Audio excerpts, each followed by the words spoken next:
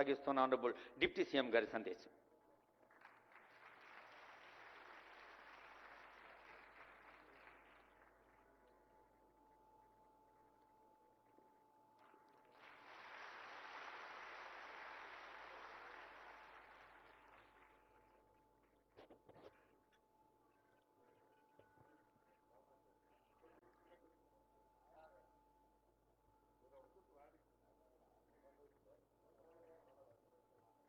గౌరవ ముఖ్యమంత్రి గారు శ్రీ రేవంత్ రెడ్డి గారు, గౌరవ రాష్ట్ర మంత్రివర్యులు శ్రీ జూపల్లి కృష్ణారావు గారు, గౌరవ రాష్ట్ర మంత్రివర్యులు శ్రీ పొంగులేటి శ్రీనివాసరెడ్డి గారు, గౌరవ రాష్ట్ర మంత్రివర్యులు శ్రీ పొన్నం ప్రభాకర్ గారు, గౌరవ రాష్ట్ర మంత్రివర్యులు వాకిటి శ్రీహరి గారు, గౌరవ రాష్ట్ర ప్రభుత్వ సలహాదారులు పెద్దలు శ్రీ కేశవరావు గారు, గౌరవ పార్లమెంటు సభ్యులు శ్రీ బలరాం నాయక్ గారు, గౌరవ పార్లమెంటు సభ్యులు శ్రీ అనిల్ కుమార్ యాదవ్ గారు, గౌరవ రాష్ట్ర ప్రభుత్వ సలహాదారులు, గౌరవ శాసనసభ్యులు, శాసన పరిషత్ సభ్యులు, రాష్ట్ర ప్రభుత్వ ప్రధాన కార్యదర్శి, రాష్ట్ర ప్రభుత్వ డీజీపీ, అట్లాగే వేదిక మీద ఉన్నటువంటి ఇతర ప్రజాప్రతినిధులు పెద్దలు, ముఖ్యంగా ఈ రాష్ట్ర ప్రభుత్వం నిర్వహించినటువంటి గ్రూప్ 1 పరీక్షల్లో ఉత్తీర్ణులై ఇవాళ నియామక పత్రాలు అందుకోబోతున్నటువంటి మీ అందరికీ, మీ కుటుంబ సభ్యులకి, రాష్ట్ర ప్రజలందరికీ కూడా ముందుగా నా హృదయపూర్వకమైనటువంటి నమస్కారాలు.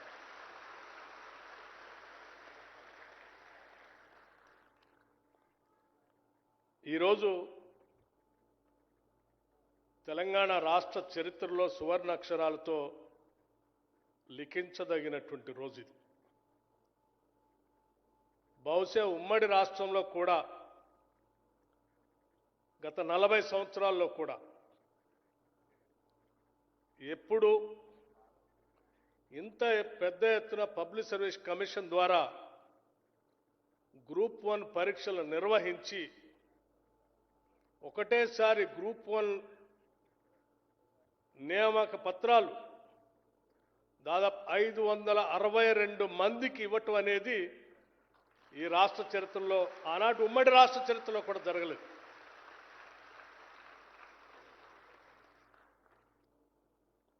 ఇది చాలా గొప్ప కార్యక్రమం. ఈ ప్రత్యేక రాష్ట్రం ఏర్పడటానికి ప్రధానమైనటువంటి కారణాల్లో ఒకటి నిరుద్యోగ యువతీ యువకుల యొక్క పోరాటం, రాష్ట్ర వనరులు,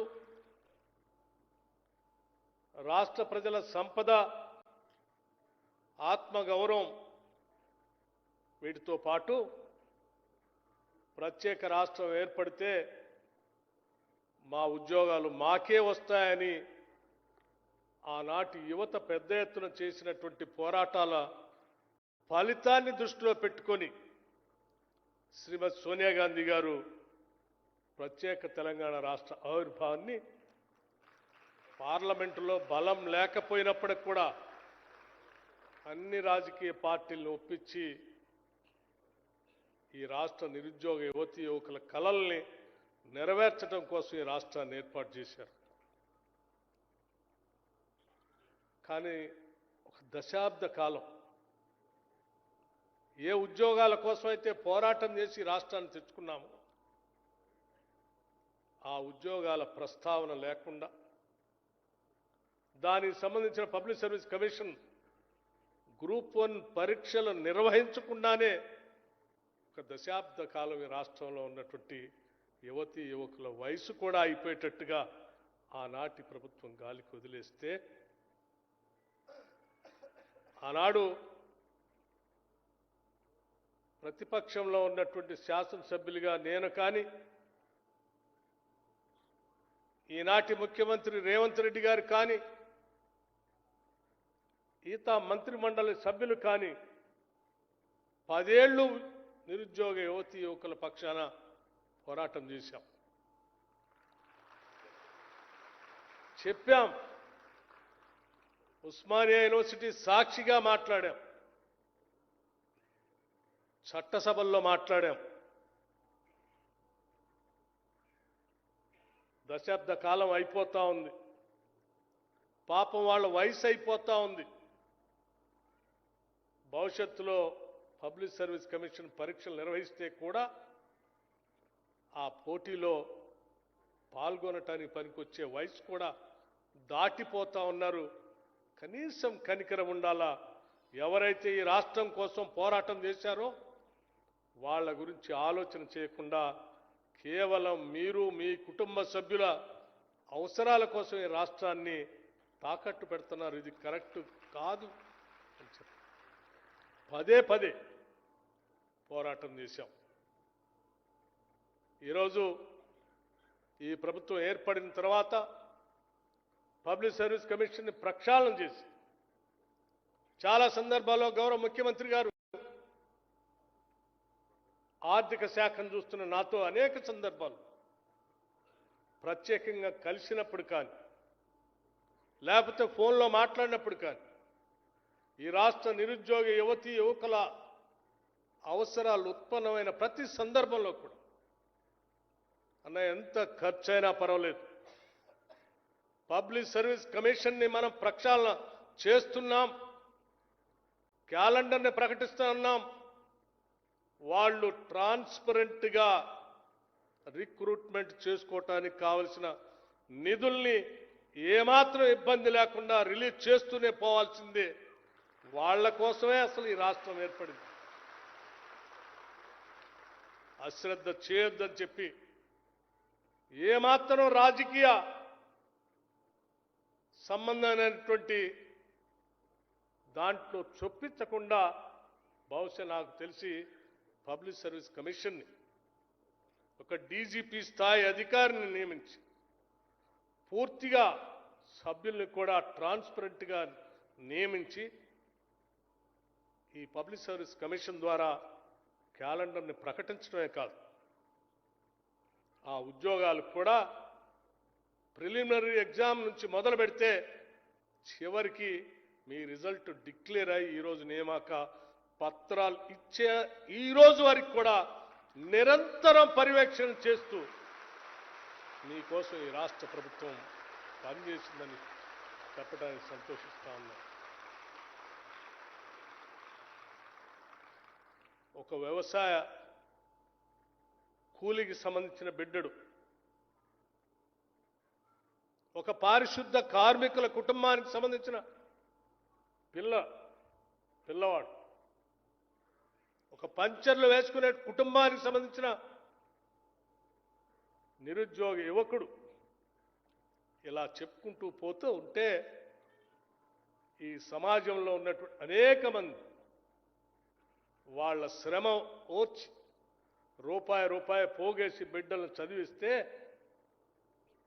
అందులోంచి వచ్చినట్టు అనేక మంది ఈరోజు పబ్లిక్ సర్వీస్ కమిషన్లో గ్రూప్ 1 పరీక్షల్లో మీరు పాస్ అయ్యి రాష్ట్ర ఏలటానికి పనికొచ్చేటువంటి రాష్ట్ర ప్రభుత్వ సర్వీసులు ఇవాళ నియామక పత్రాలు పొందుతూ ఉన్నారు. అటువంటి తల్లిదండ్రులు గుండె లోతుల్లో ఉంచేట్టు ఆనందం, అటువంటి సామాజిక పరిస్థితుల్లోంచి ఇచ్చి ఈరోజు పబ్లిక్ సర్వీస్ కమిషన్ ద్వారా గ్రూప్ 1 పరీక్షలో అత్యున్నతమైనటువంటి రాష్ట్ర సర్వీస్ ఎన్నికై ఈరోజు నియామక పత్రాలు పొందుతున్నటువంటి మీ కళ్ళల్లో కనపడేటువంటి ఆనందం, మీ ఆనందాన్ని చూస్తూ సంతోషపడే మీ తల్లిదండ్రుల గుండె చప్పుళ్ళన్నింటినీ విని ఈరోజు రాష్ట్ర ప్రభుత్వం అంతా కూడా ఈ రాష్ట్ర ముఖ్యమంత్రి రేవంత్ రెడ్డి గారితో సహా ఈ క్యాబినెట్లో ఉన్నటువంటి ప్రతి మంత్రి ఈరోజు అద్భుతమైనటువంటి అనుభూతికి లోనవుతున్నామని చెప్పడానికి మాకు ఎటువంటి సందేహం లేదు. ఇదే కదా ఆనాటి యువతీ యువకులు ఈ రాష్ట్ర ప్రత్యేక రాష్ట్ర ఏర్పాటు కోసం పోరాటం చేసింది.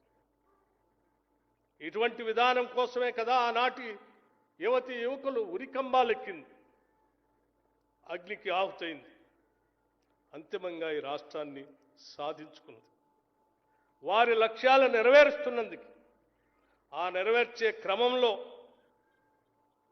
ఈరోజు ఈ రాష్ట్ర ప్రభుత్వం ఈ రాష్ట్రంలో ఉన్నటువంటి అత్యంత పేదవాడు దాదాపు 4,50,000 ఇందిరమ్మ ఇళ్లని ఒక్కొక్క ఇంటికి 5 లక్షల రూపాయల లెక్కన దాదాపు 22,500 కోట్ల రూపాయలతో శాంక్షన్ చేసి వారందరూ ఈరోజు భూమి పూజ చేసుకొని ఇళ్ళు కట్టుకుంటూ ఉంటే ఆ పేదవాళ్ళు పడుతున్నటువంటి అనుభూతి, ఆ పేదవాళ్ళ ఆనందాన్ని చూసి ఈ రాష్ట్ర ప్రభుత్వం ఎంత సంతోషించిందో అదేవిధంగా ఈరోజు ఈ 562 మంది గ్రూప్ 1 పాస్ అయ్యి ఈరోజు నియామక పత్రాలు మీరందరూ పొందుతూ ఉంటే అదే స్థాయిలో ఈ రాష్ట్ర ప్రభుత్వం ఈరోజు ఆనందపడుతుందని కూడా ఈ సందర్భంగా నేను చెప్తా ఉన్నాను.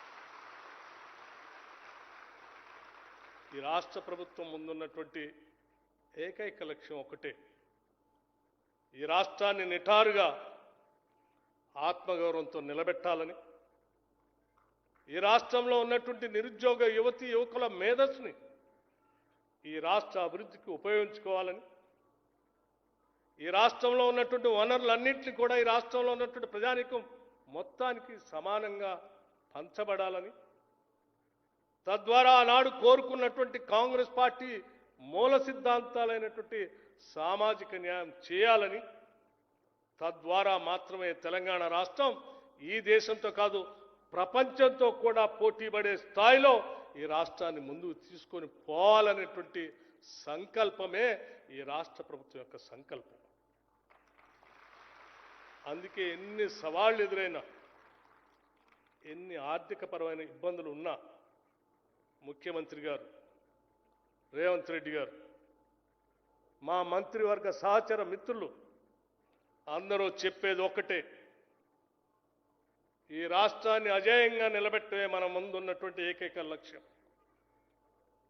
ఈ రాష్ట్రాన్ని ఇక్కడ ఉన్నటువంటి వనరులతో పాటు మానవ వనరులు కూడా అద్భుతమైనటువంటి మానవ వనరులుగా సానబట్టి ప్రపంచానికి అందించటే మన ముందున్నటువంటి ఏకైక లక్ష్యం. తద్వారా మాత్రమే ఈ రాష్ట్ర అభివృద్ధి సాధ్యమవుతుందని, విద్య ద్వారా మాత్రమే ఈ రాష్ట్రం అభివృద్ధి చెందిద్దని, విద్య ద్వారా మాత్రమే రాష్ట్రంలో ఉన్నటువంటి ప్రతి కుటుంబ సభ్యుడు ఎదగలుగుతాడని నమ్మి ఈరోజు రాష్ట్ర ప్రభుత్వం నిరుద్యోగ యువతీ యువకులు ఉద్యోగ అవకాశాలు కల్పించడం ఒకటే కాదు, పుట్టిన ప్రతి బిడ్డకి చదువు చెప్పించాలి. అది కూడా ఇంటర్నేషనల్ స్టాండర్డ్స్లో young India integrated residential schools అని చెప్పి ఒక్కొక్క స్కూల్ కనీసం 25 ఎకరాల ప్రాంగణానికి తగ్గకుండా ఇంగ్లీష్ మీడియంలో ప్రతి శాసనసభ నియోజకవర్గంలో కనీసం ఒక స్కూల్ అయినా ఈ సంవత్సరం స్థాపించాలని చెప్పి ముఖ్యమంత్రి గారు వారే ప్రత్యేకంగా విద్యాశాఖను చూస్తా ఉన్నారు. It's a dream project, game changer. ఈ రాష్ట్రంలో పుట్టిన ప్రతి బిడ్డ కూడా తెలంగాణలో పుట్టడం మా అదృష్టం. ఇక్కడ మాకు కావాల్సిన సకల సదుపాయాలు విద్య నుంచి మొదలు పెడితే, వైద్యం నుంచి మొదలు పెడితే, ఆత్మగౌరవంతో మొదలు పెడితే అన్ని రకాలైనటువంటి వనరులు మాకు ఈ రాష్ట్ర ప్రభుత్వం అందిస్తుంది. ఇక్కడ పుట్టడం మా అదృష్టం అనేటువంటి ఆలోచన స్థాయికి ఎదిగేంత వరకు ఈ రాష్ట్ర ప్రభుత్వం ప్రణాళికలు తయారు చేసి ముందుకు పోతుందని మీ అందరికీ చెప్తా ఉన్నాం. మిత్రులారా, ఆలోచన చేయండి. ఇప్పుడే నాకంటే ముందు మాట్లాడినటువంటి చీఫ్ సెక్రటరీ గారు కొన్ని విషయాలు చెప్పారు. ఈరోజు కొత్త జీవితాన్ని ఈ నియామక పత్రాలతో మీరు ప్రారంభించబోతా ఉన్నారు. ఈ సమాజం, ఈ రాష్ట్ర అభివృద్ధికి రాబోయే 30-35 సంవత్సరాలు మీరు సేవ చేయడానికి కలిగేటువంటి అదృష్టం, భాగ్యం ఈరోజు రాష్ట్ర ప్రభుత్వం పబ్లిక్ సర్వీస్ కమిషన్ ద్వారా జరిపినటువంటి పోటీ పరీక్షలతో మీరు అందుకోబోతా ఉన్నారు. ఈ అందుకోబోయేటువంటి అదృష్టాన్ని ప్రజా సంక్షేమం కోసం, సామాజిక హితం కోసం, ఈ రాష్ట్ర అభివృద్ధికి అంకితం అవుదామని చెప్పి ప్రతి ఒక్కళ్ళు మనసులో అనుకొని అడుగులు ముందు వేయవలసిందిగా విజ్ఞప్తి చేస్తా ఉన్నారు. మా అందరి ఆశ ఒక్కటే, నగరం అభివృద్ధి చెందుతా ఉంది, ఫ్యూచర్ సిటీ నిర్మాణం జరగబోతా ఉంది, మూసీ రిజర్వేషన్ జరగబోతా ఉంది, హైదరాబాద్ నగరం ప్రపంచానికి తలమానికంగా మారబోతాం. రైజింగ్ తెలంగాణ కేవలం ఈ దేశంలో ఉన్నటువంటి రాష్ట్రాలతో కాదు, ప్రపంచంలో అభివృద్ధి చెందినటువంటి అన్ని రాష్ట్రాలతో పోటీ పడే స్థాయిలో ఈ రాష్ట్రం ఉండాలని ఈ రాష్ట్ర ప్రభుత్వం ఆశిస్తా ఉంది. అందుకే అనేక ప్రణాళికలు తీసుకొని ఈరోజు వచ్చినటువంటి 562 మంది పబ్లిక్ సర్వీస్ కమిషన్ ద్వారా వచ్చినటువంటి గ్రూప్ 1 మీ అందరూ పొందినటువంటి విజయాలు అద్భుతమైనటువంటి విజయాలు. ఇది ఇంతటితో ఆగేది కాదు, ఇది ఆరంభం మాత్రం. ఎప్పటికీ 60,000 ఉద్యోగాలు ఇచ్చాం. భవిష్యత్తులో కూడా నిరంతరం పబ్లిక్ సర్వీస్ కమిషన్ నుంచి నోటిఫికేషన్స్ వస్తూనే ఉంటాయి, ట్రాన్స్పరెంట్గా జరుగుతూనే ఉంటాయి. పచ్చ కామెరలు ఉన్నోడికి అందరికి కూడా ప్రపంచం అంతా పచ్చగానే ఉన్నట్టు గతంలో వాళ్ళు చేసిన తప్పిదాలే ఈ రాష్ట్ర ప్రభుత్వం కూడా చేస్తుందేమో, మాలాగనే వీళ్ళు కూడా ఉన్నారేమో తప్పుడు ప్రచారం చేసినటువంటి కొద్ది మంది పెద్దలకి ఈనాడు చెంపదెబ్బ కొట్టినట్టుగా నేను పదే ఉటంకించాను. అత్యంత పేద కుటుంబాలు, వాళ్ళ తల్లిదండ్రులు, వాళ్ళ స్థితిగతులు చూస్తే వాళ్ళ బిడ్డలు వాళ్ళ స్వయం కృషితో ఈరోజు ఎదిగొచ్చారు తప్ప ఎవరు దయాదాక్షిణ్యాలతో రికమెండేషన్లతో వాళ్ళు ఎదిగి రాలేదు. అటువంటి పరిస్థితిని ఈ రాష్ట్ర ప్రభుత్వం కల్పించింది. మీ స్వయం కృషిని కూడా ఆనాటి పాలకులు అపహాస్యం చేయడం కోసం ప్రయత్నం చేశారు. దాన్ని తట్టుకోలేకనే ఈ ముఖ్యమంత్రి కమ్ వాట్ మే, అడుగు వెనక్కి వేసేది లేదు, ఇచ్చిన మాటను తప్పేది లేదు. నిరుద్యోగ యువతీ యువకుల కోసం మనం మొదలుపెట్టినటువంటి ఈ సంకల్పం, ఈ యజ్ఞం ముందుకు నడవాల్సిందే. అనేక మంది ఈ యజ్ఞ క్రతువుని రాక్షసుల్లాగా వచ్చి విచ్ఛిన్నం చేయటం కోసం ప్రయత్నం చేస్తూనే ఉంటారు. అటువంటి వాళ్ళు తట్టుకొని కూడా ఈ నిరుద్యోగ యువతీ యువకుల విజయాన్ని మనం నిలబెట్టాల్సినటువంటి అవసరం ఉందని చెప్పి ఈరోజు రాష్ట్ర ప్రభుత్వం సంకల్పంతో అడుగు ముందుకు ఈ విజయాలన్నింటినీ అందిస్తా ఉంది. అందుకే విజయం సాధించినటువంటి లబ్ధిదారులందరికీ, అంటే విజయాన్ని సాధించినటువంటి గ్రూప్ 1 సాధించిన మీకు, మీ తల్లిదండ్రులకి అందరికి కూడా ముందుగా ఈ రాష్ట్ర ప్రభుత్వం తరఫున హృదయపూర్వకమైనటువంటి అభినందనలు తెలియజేస్తా ఉన్నాను. ఈ ప్రభుత్వ ఆలోచనల్ని, ప్రణాళికల్ని భవిష్యత్తులో మీరు ముందుకు తీసుకొని పోవాలని, మేము తీసుకునేటువంటి ప్రతి కార్యక్రమాన్ని డెలివరీ మెకానిజంలో మీరు కూడా ఈ యజ్ఞంలో ఒక భాగస్వాములు కావాలని, అంతిమంగా మీది మాది మనందరిది ఒకటే లక్ష్యం, తెలంగాణ రెపరెపలాడాలి, తెలంగాణ రైజింగ్ కావాలి, తెలంగాణ అభివృద్ధిని అడ్డుకొడుతున్నటువంటి అందరినీ పక్కా తప్పి మనం అడుగులు ముందుకేసుకుంటూ వెళ్ళాల్సి, అదే మేమందరం కోరుకునేది.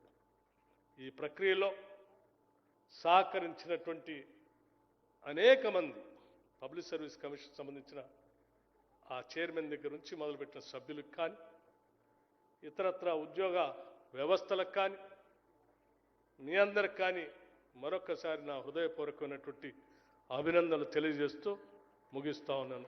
ధన్యవాదాలు. ధన్యవాదాలు సార్.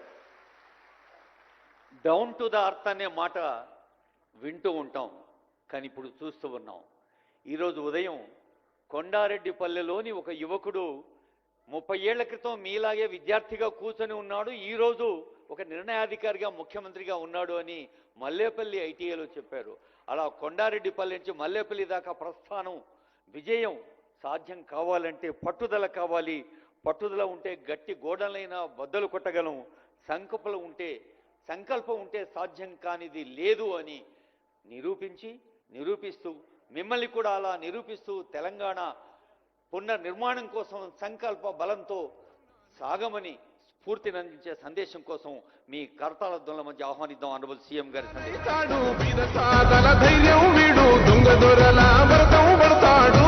మన రేవంత్ అన్న పేద ఇంటికి పండుగ తెస్తాడు. సోనియమ్మ దివెనతోని రాహులన్న సైనికుడయ్యి పెద్ద కొడుకై యుద్ధం చెయ్య సిద్ధమాయే రేవంత్ అన్న. 3 రంగుల జెండా పట్టి సింగమూలే కదిలినాడు. ఒక్కరు కాంగ్రెస్ సూర్యుడు మన రేవంత్ అన్న నిగ్గదీసి ఎదిగే మొరగాడు.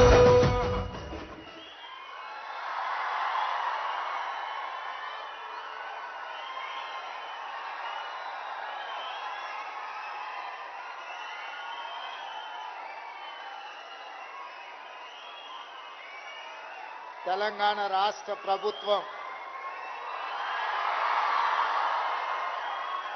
గ్రూప్ 1 ఉద్యోగాల నియామక కొలువుల జాతరని ఏర్పాటు చేసి ఈ కార్యక్రమంలో నాతో పాటు ఉప ముఖ్యమంత్రి వర్యులు బట్టి విక్రమార్క గారు, రెవెన్యూ శాఖ మంత్రివర్యులు మిత్రులు పొంగులేటి శ్రీనివాసరెడ్డి గారు, హైదరాబాద్ ఇన్ఛార్జ్ మంత్రివర్యులు మిత్రులు పొన్నం ప్రభాకర్ గారు, సహచర మంత్రివర్గ సభ్యులు జూపల్లి కృష్ణారావు గారు, మిత్రులు మంత్రివర్గ సహచరులు వాకిటి శ్రీహరి గారు, రాజ్యసభ సభ్యులు, లోక్సభ సభ్యులు, శాసనమండలి సభ్యులు, శాసనసభ్యులు, వివిధ కార్పొరేషన్లకు సంబంధించిన చైర్మన్లు, ప్రభుత్వ సలహాదారులు, తెలంగాణ రాష్ట్ర ప్రభుత్వ చీఫ్ సెక్రటరీ గారు, వివిధ శాఖలకు సంబంధించిన అధికారులు, పోలీస్ శాఖకు సంబంధించిన ఉన్నతాధికారులు, రేపటి తెలంగాణ భవిష్యత్తుకు పునాదులు వేయబోతున్న 562 మంది యువ మిత్రులందరికీ మనస్ఫూర్తిగా అభినందనలు తెలియజేస్తున్నా. అప్పుడప్పుడు కొంతమంది మిత్రులు అడుగుతుంటారు, తెలంగాణ ఎక్కడున్నది, తెలంగాణ ఎట్లా ఉంటుంది అని. ఆ మిత్రులందరికీ నేను ఒక్క మాట చెప్పదలుచుకున్నా, తెలంగాణ ఇక్కడనే ఉంది, తెలంగాణ ఇట్లనే ఉంటుంది.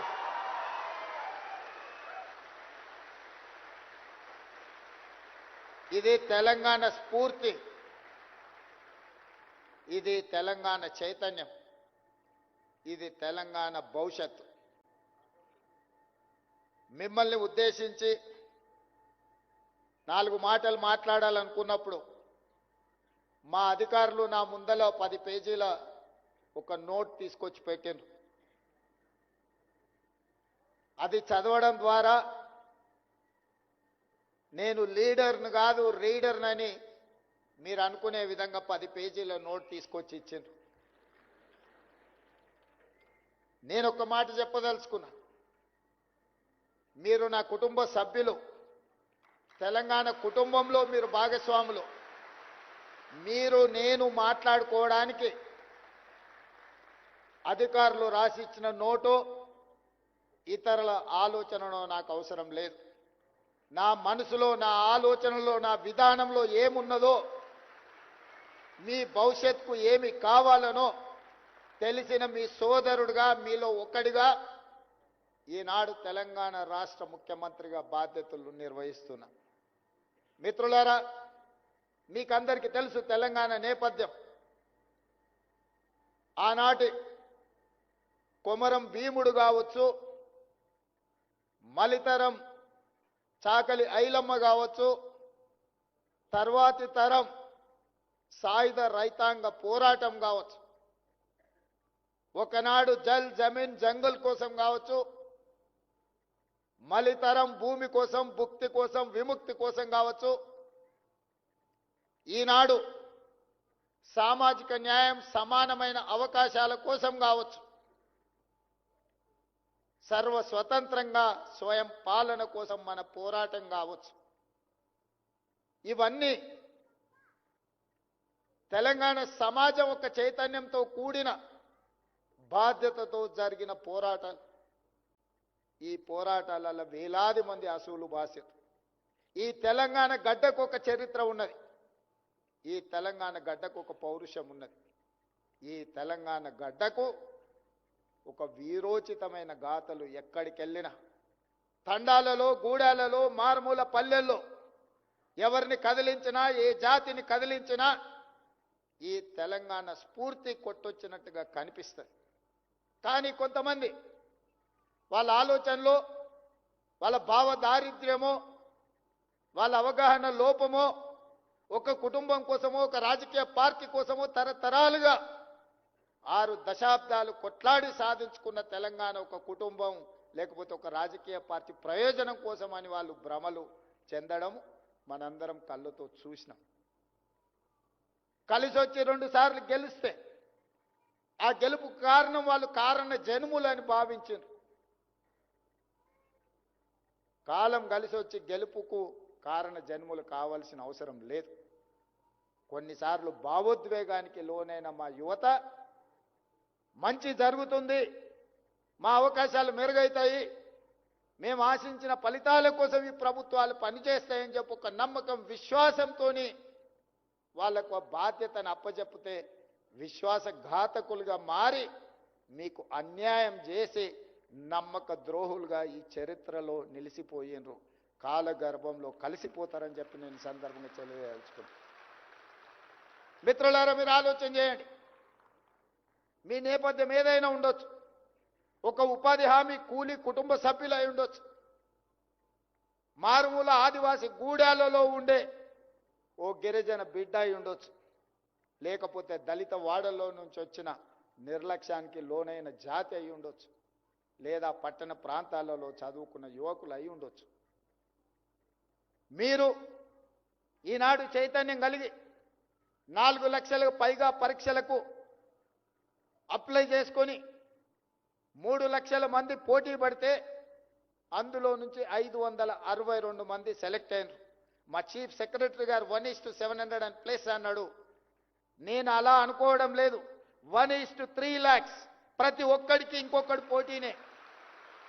పరీక్షలు రాసిన 3 లక్షల మంది ప్రతి నిరుద్యోగ యువకుడితోని పోటీ పడ్డట్టే. ఇది 1:700+ స్లాట్స్ కింద డివైడ్ చేసి మీకు కాంపిటీషన్ ఎగ్జామ్స్ కండక్ట్ చేసింది కాదు. మిమ్మల్ని ప్రతివాడు పక్కవాడికే పోటీ. అన్న తమ్ముడు పోటీ పరీక్ష రాస్తే అన్నకు తమ్ముడు పోటీ, తమ్ముడికి అన్న పోటీ. 562 మంది ఈరోజు మీరు ఎంపిక అయినరు అని అంటే 3 లక్షల మందితోని పోటీ పడి మీలో ఉన్న నైపుణ్యాన్ని, మీలో ఉన్న చైతన్యాన్ని, మీలో ఉన్న పట్టుదలను ప్రదర్శించి ఈనాడు శిల్పారామం వేదికగా తెలంగాణ రాష్ట్ర అభివృద్ధిలో భాగస్వాములు కావడానికి ఎంపిక అయినరు. వాళ్ళ కుటుంబంలో ఆనాడు నిజామాబాద్ ఎన్నికలలో ప్రజలిచ్చిన తీర్పును కాదని, కుటుంబ సభ్యులకు నిరుద్యోగం ఉండకూడదని 6 నెలలు తిరిగే లోపల రాజకీయ ఉద్యోగం కల్పించింది. వాళ్ళ బంధువులకు కల్పించుకున్నారు. మీరు ఎందుకు మీ కుటుంబ సభ్యులకు ఇచ్చుకున్నారని మనం ఎన్నడూ అడగలే. నీ చేతిలో అధికారం ఉంది, నీ దగ్గర పెత్తనం ఉంది, నువ్వు ఇచ్చుకున్నావులే అని మేము సర్దుకున్నాం. కానీ 2011 ఉమ్మడి రాష్ట్రంలో గ్రూప్ 1 పరీక్షలు నిర్వహిస్తే 2023 వరకు దాదాపుగా 12 సంవత్సరాలు గ్రూప్ 1 పరీక్షలు నిర్వహించలేదంటే, తెలంగాణ రాష్ట్రంలో 10 సంవత్సరాలు పరీక్ష నిర్వహించలేదంటే ఇంత బాధ్యత రహితమైన ప్రభుత్వం ఎక్కడైనా ఉంటుందా? వ్యక్తులు ఎవరైనా ఉంటారా? వాళ్ళ ఉద్యమకారులని నేను అడుగుతున్నా. ఏ ఉద్యమం, ఏ శ్రీకాంతాచారి, ఏ ఈశాన్ రెడ్డి, ఏ కానిస్టేబుల్ కిష్టయ్య, ఏ యాదయ్య, ఏ యాదిరెడ్డి ఎర్రకోట ముందల ఉరికొయ్యలకు వేలాడి సాధించిన తెలంగాణ స్ఫూర్తి ఎక్కడున్నది మీలో? శ్రీకాంతాచారిని మీరు మర్చిపోయి ఉండొచ్చు, కానిస్టేబుల్ కిష్టయ్యని మీరు మర్చిపోయి ఉండొచ్చు, ఈశాన్ రెడ్డి, వేణుగోపాల్ రెడ్డిని మీరు మర్చిపోయి ఉండొచ్చు. యాదయ్యను ఉస్మానియా యూనివర్సిటీ గేట్ల దగ్గర ఆనాడు పాలకులు నియంత్రిస్తే పెట్రోల్ పోసుకొని తగలబెట్టుకొని జై తెలంగాణ అని తెలంగాణ రాష్ట్రాన్ని సాధించింది వాళ్ళ కుటుంబ ప్రయోజనాల కోసం కాదు. లక్షలాది నిరుద్యోగ యువకులు తెలంగాణలో, తెలంగాణ రాష్ట్ర సాధనలో వాళ్ళు బాగుపడతారని వాళ్ళు త్యాగాలు చేసింది. ఏ ఒక్క రోజైనా ఈ పోటీ పరీక్షలు నిర్వహించాలన్న ఆలోచన మీకు వచ్చిందా? నిర్వహించకపోను తెలంగాణ పబ్లిక్ సర్వీస్ కమిషన్ని అంగడి సరుకుగా మార్చి గ్రూప్ 1 ఉద్యోగ నియామకాలు ఈరోజు మీరు గ్రూప్ 1 ఆఫీసర్లుగా మిమ్మల్ని నియమించే బాధ్యత పబ్లిక్ సర్వీస్ కమిషన్లో ఎవరు నేసిందా అంటే మెంబర్స్గా ఆర్ఎంపీ డాక్టర్ని. నేను వాళ్ళని తక్కువ చేయడం లేదు. వాళ్ళకున్న విజ్డమ్ ఎంత, వాళ్ళకున్న నాలెడ్జ్ ఎంత. ఒక టీచర్ని లేకపోతే ఒక ఆర్ఎంపీ డాక్టర్ని చిన్న చిన్న హోదాలలో ఉన్న వాళ్ళని పబ్లిక్ సర్వీస్ కమిషన్లో మెంబర్స్గా నియమిస్తే రేపు ఐఏఎస్లు కాబోయే మిమ్మల్ని నియమించే ఆలోచన వాళ్ళకి ఏ విధంగా ఉంటుందో ఒకసారి ఆలోచన చెయ్యండి. అందుకే ఆనాడు వాళ్ళు నిర్వహించిన పరీక్షలు, ప్రశ్న పత్రాలు మీకు తెలుసు, జిరాక్స్ సెంటర్లలో పల్లి బఠానీలాకి ఎట్లా మినరు. దానికి కారణం ఎవరో మీకు తెలుసు. నేను లోతుగా వెళ్లాల్సిన అవసరం లేదు. చైతన్యం కలిగిన యువకులు మీకు అందరికి తెలుసు. నేను బాధ్యత తీసుకుని ఎంబడే బాధ్యత కోసం కొట్లాడినప్పుడు, బాధ్యత తీసుకున్న తర్వాత ఒక మాట చెప్పిన, పబ్లిక్ సర్వీస్ కమిషన్ని యూపీఎస్సీ కంటే ఉన్నతంగా నాణ్యత ప్రమాణాలతో కూడుకున్న విధానాన్ని అవలంబిస్తాము. పబ్లిక్ సర్వీస్ కమిషన్ చైర్పర్సన్ కావచ్చు, మెంబర్స్ కావచ్చు, మీకంటే ఉన్నత హోదాలో ఉన్నవాళ్ళు ఉంటే మీ నియామకాలలో మంచి జరుగుతుంది, మీ ఆలోచనను పసిగడతారు, మీ తెలివితేటలని అభినందిస్తారని చెప్పి రిటైర్డ్ డీజీపీ మహేందర్ రెడ్డి గారిని పబ్లిక్ సర్వీస్ కమిషన్ చైర్మన్ చేసి, జేఎన్యూ రిజిస్ట్రార్ని, ఒక ఐఎఫ్ఎస్ ఆఫీసర్ని, ఒక గ్రేడ్ 1 మున్సిపల్ కమిషనర్ని, ఈనాడు ఐఏఎస్లను ఐపీఎస్లను, ఒక యూనివర్సిటీ వైస్ ఛాన్సలర్ని ఈరోజు పబ్లిక్ సర్వీస్ కమిషన్లో సభ్యులుగా నియమించడం జరిగింది. ఇవన్నీ రాజకీయ పునరావాస కేంద్రాలు కాదు, ఇది తెలంగాణ పునర్నిర్మాణం. ఈ తెలంగాణ పునర్నిర్మాణంలో భాగస్వాములు కావాల్సిన మిమ్మల్ని ఎంపిక చేసేవాడు ఆర్ఎంపీ డాక్టర్ అయితే ఆలోచన ఎట్లుంటుంది, ఒక ఐఏఎస్ ఆఫీసర్ అయితే ఆలోచన ఎట్లుంటుందో మీరు ఒక్కసారి ఆలోచన చేయండి.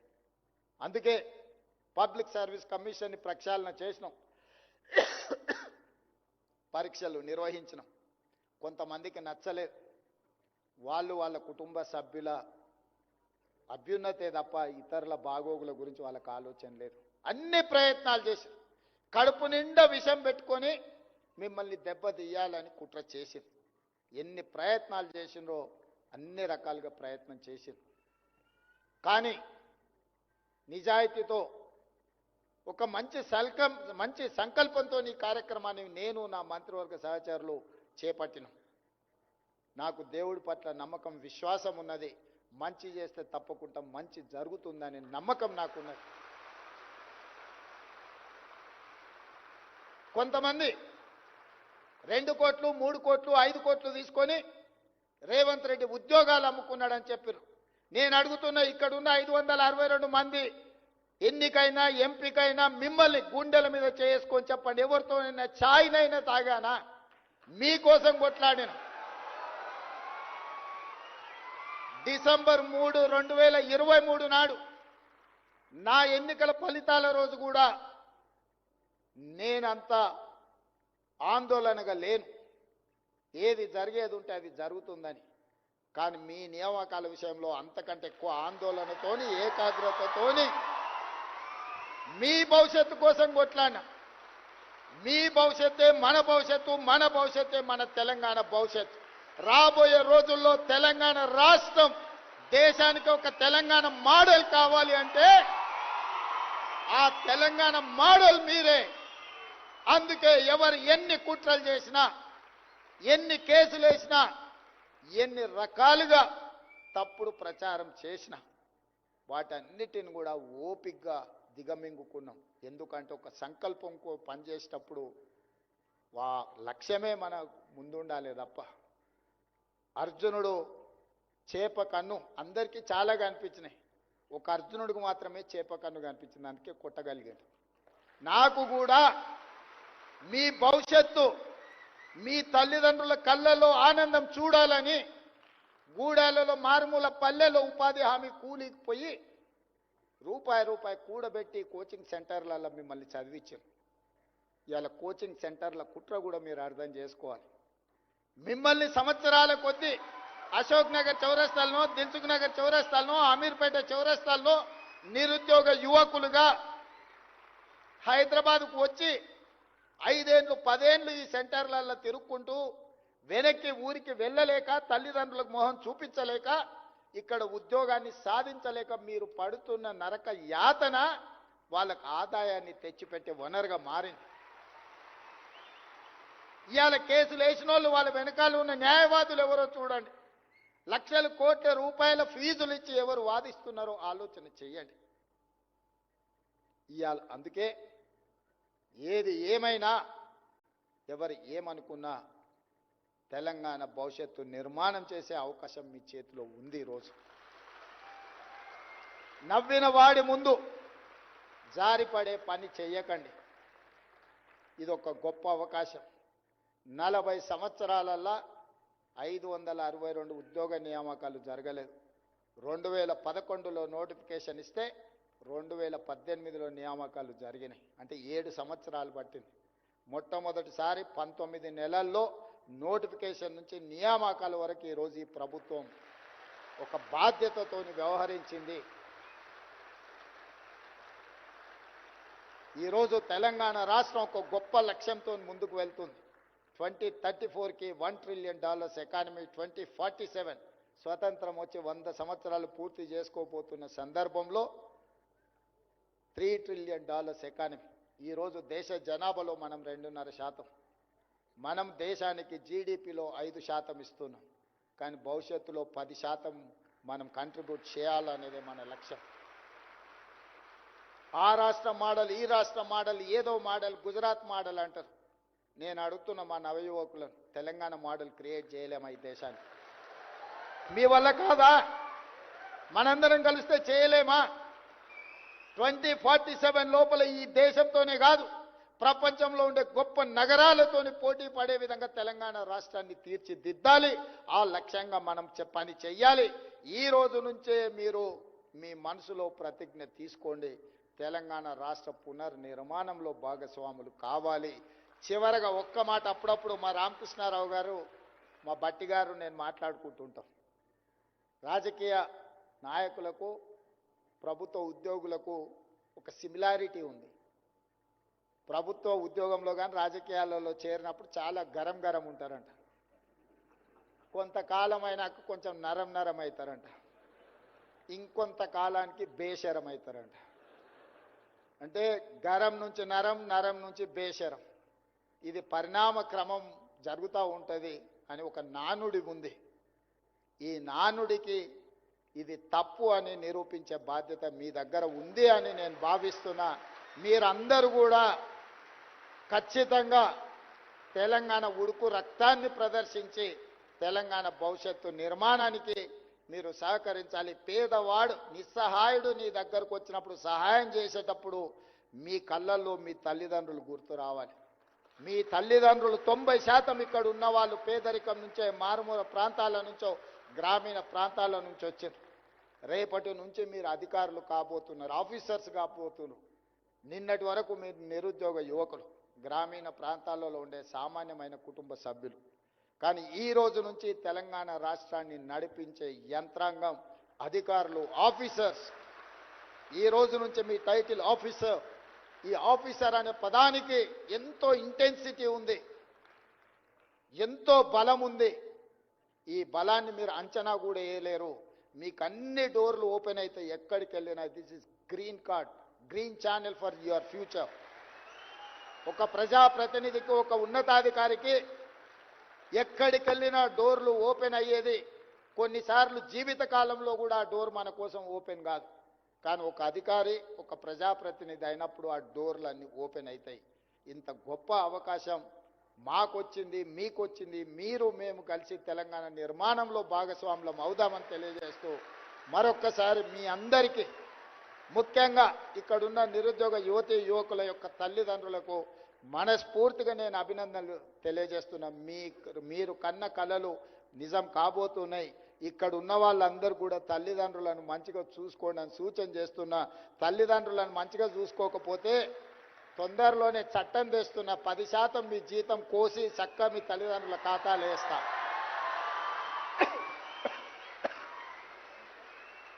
మీ భవిష్యత్తు కోసమే సర్వం ఒడ్డి, మీకోసమే సర్వం త్యాగం చేసిన తల్లిదండ్రులను గుండెల్లో పెట్టి చూసుకొని భుజాల మీద పోయాల్సిన బాధ్యత మీదే. ఎవరైనా ఎక్కడైనా నా దృష్టికి తల్లిదండ్రులను నిర్లక్ష్యం చేసిందని తెలిస్తే మాత్రం తప్పకుండా మీ 10% జీతాన్ని కోత విధించి మీ తల్లిదండ్రుల ఖాతాల్లో వేస్తానని తెలియజేస్తూ మీ అందరి దగ్గర సెలవు తీసుకుంటున్నాను. Thank you sir.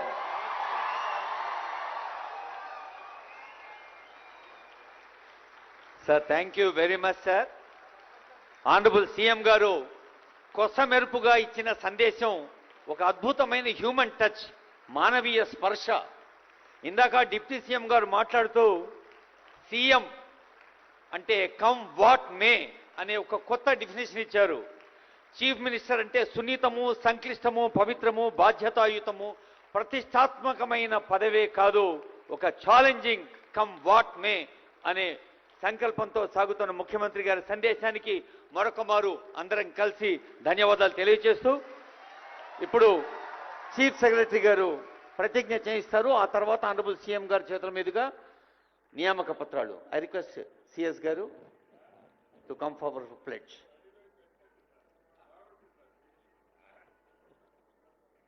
అందరు అభ్యర్థులంతా కూడా నిలబడాల్సింది కోరుతూ నేను చెప్పిన తర్వాత దాన్నే మీరు రిపీట్ చేయండి.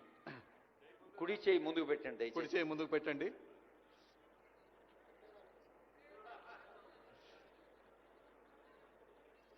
తెలంగాణ పబ్లిక్ సర్వీస్ కమిషన్ ఎంపిక ద్వారా గ్రూప్ 1 అధికారిగా నియమింపబడిన విభాగంలో చిత్తశుద్ధితో, కర్తవ్య నిష్ఠతో, పారదర్శకంగా, సేవానిరతితో, అవినీతి రహితంగా, నిష్పక్షపాతంగా అభివృద్ధి, సంక్షేమ సాధనకు అంకితమవుతూ 4 కోట్ల తెలంగాణ ప్రజల ఆకాంక్షలకు అనుగుణంగా రాజ్యాంగబద్ధంగా పని చేస్తానని ప్రతిజ్ఞ చేస్తున్నాను. Thank you.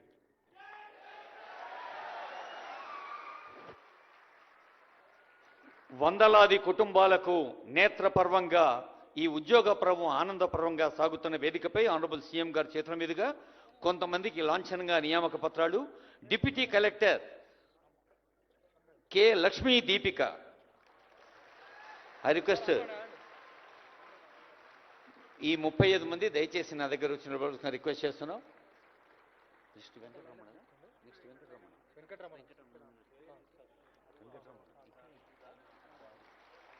లక్ష్మీ దీపిక గారికి శుభాకాంక్షలు. ఇప్పుడు దాది వెంకటరమణ గారు. బాబు కార్డ్లెస్ ఇవ్వలేదు, కార్డ్లెస్ ఫోన్.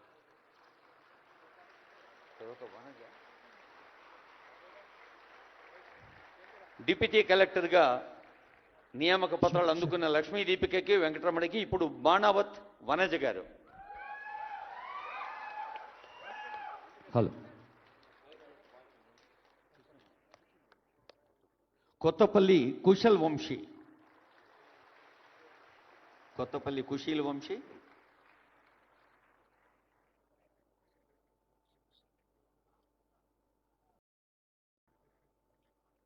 డిప్యూటీ కలెక్టర్ నియామక పత్రం అందుకుంటున్నారు కుశీల్ వంశీ. ఇప్పుడు డిఎస్పీలు వస్తున్నారు వేదికపైకి. పొలిమేర సుదర్శన్ రెడ్డి గారు. పోలీసులకు ఉండే గ్లామర్ ఏందో తెలుస్తోంది. ఆనరబుల్ డీజీపీ గారు.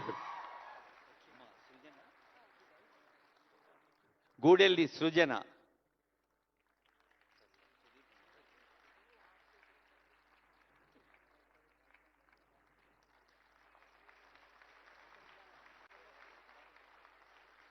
వి సుధీర్ కుమార్.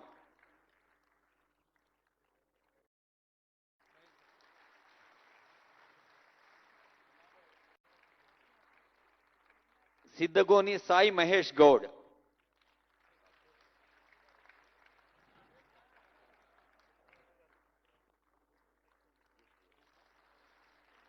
మహేష్ గౌడ్ గారికి అభినందనలతో ఇప్పుడు వద్దన్న చప్పట్లు కొడతారు. సామా సాత్విక, international tennis player, 1-2 gold medals in South Asian Games, national champion from 2012 to 2018, continuously 6 years.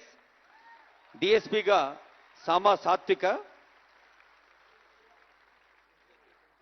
తర్వాత ఎంపీడీఓ మస్తు మంది ఉన్నారు కదా, జోర్సే ఎవరు పేర్సే దబ్బులు కొట్టండి. ఇప్పుడు పంచాయత్ రాజ్ రూరల్ డెవలప్మెంట్ వేకే శ్రీనివాస్.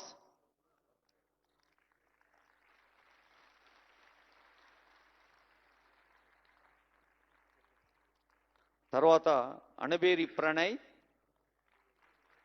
నిజమైన భారతదేశం గ్రామాల్లోనే జీవిస్తుంది. మరి గ్రామ సంక్షేమం కోసం కృషి చేసిన పంచాయతీరాజ్ విభాగం కురువ క్రాంతి. తర్వాత ఇందాకే అనుకున్నాం చిత్తశుద్ధి ఉంటే చాలా మంచిది. మన విత్త లబ్ధి కావాలి. సిటిఓస్ కుమ్మరి శ్రవణ్ కుమార్ గారు. అలాంటి చిత్తాన్ని విత్తాన్ని కలిపి నడవాలి సంక్షేమం కోసం అని చెప్పిన డిప్యూటీ సీఎం గారికి ధన్యవాదాలతో శ్రవణ్ కుమార్. తర్వాత బెస్త ప్రియాంజలి గారు.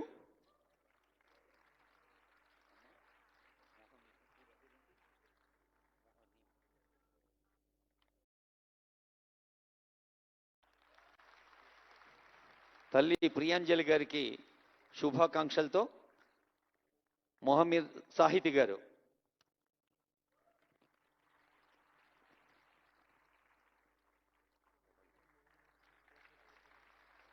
తర్వాత మున్సిపల్ కమిషనర్స్గా సేవలు అందించేందుకు కొండూరి రవళి గారు.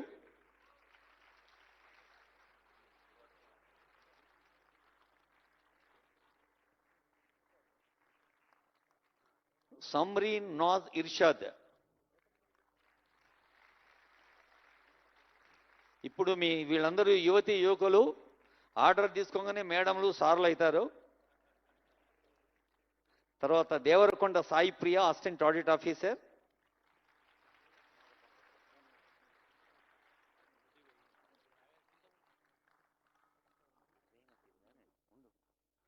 తర్వాత మారపాక ప్రసాద్, అసిస్టెంట్ ఆడిట్ ఆఫీసర్స్గా.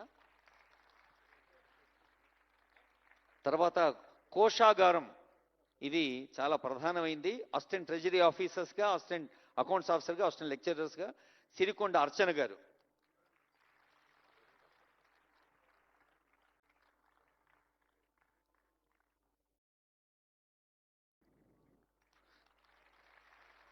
అమ్మాయి పేరులోనే సిరి ఉంది. పంకజ్ పాల్ గారు. పంకజ్ పాల్ గారు.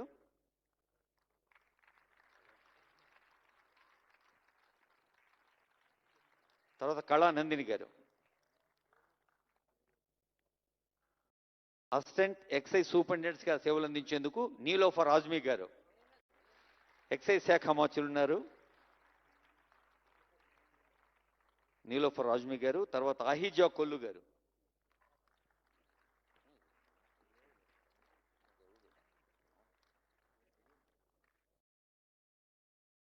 నీలోఫర్కి శుభాకాంక్షలు. ఆహిజా కొల్లు. తర్వాత లే secretary and treasurer, administrative officer క్యాడర్లో కేతం రాజవేణి గారు.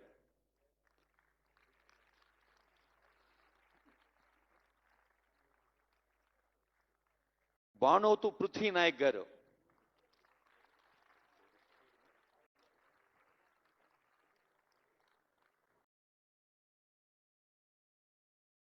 తర్వాత కోడి పవన్ గారు. తర్వాత కార్మిక ఉపాధి సంక్షేమ శాఖ వైద్య సాయి వివేక్నాథ్.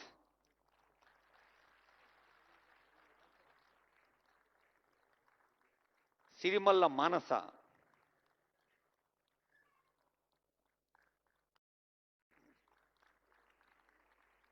జిల్లా పంచాయత్ అధికారి కేడర్కి అంగరాజు నవీన్.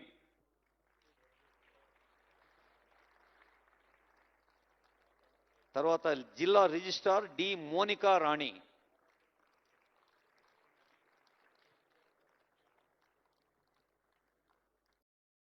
ఉపాధి కల్పనాధికారి బీనబోయిన సాత్విక యాదవ్.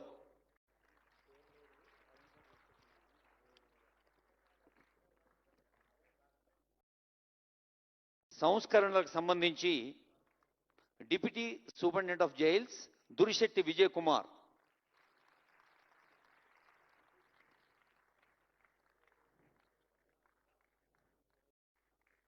తర్వాత welfare department Chunchu Sai Srija. BC welfare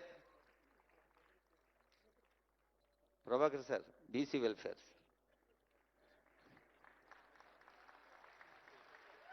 తర్వాత వెల్ది గోపీకృష్ణ ఆర్టీఓ సాబ్.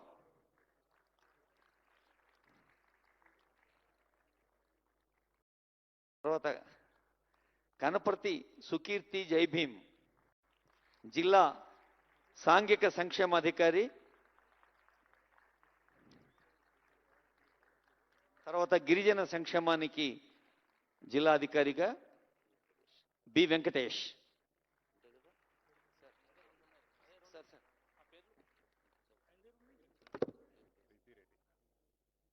వంగా ప్రీతిరెడ్డి ఎంపీడీఓ. తర్వాత Bareeja Fareed deputy collector.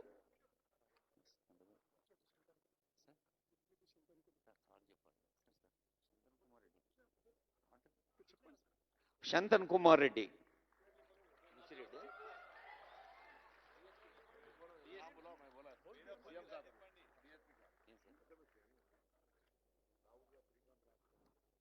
Lavudya Srikanth Naik. Honourable Ponnam Prabhakar garu డిఎస్పిగా. తర్వాత మన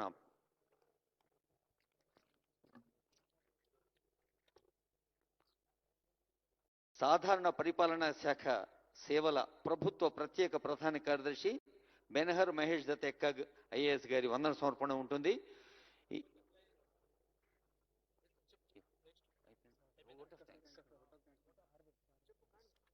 vote of thanks by C Ekka sir.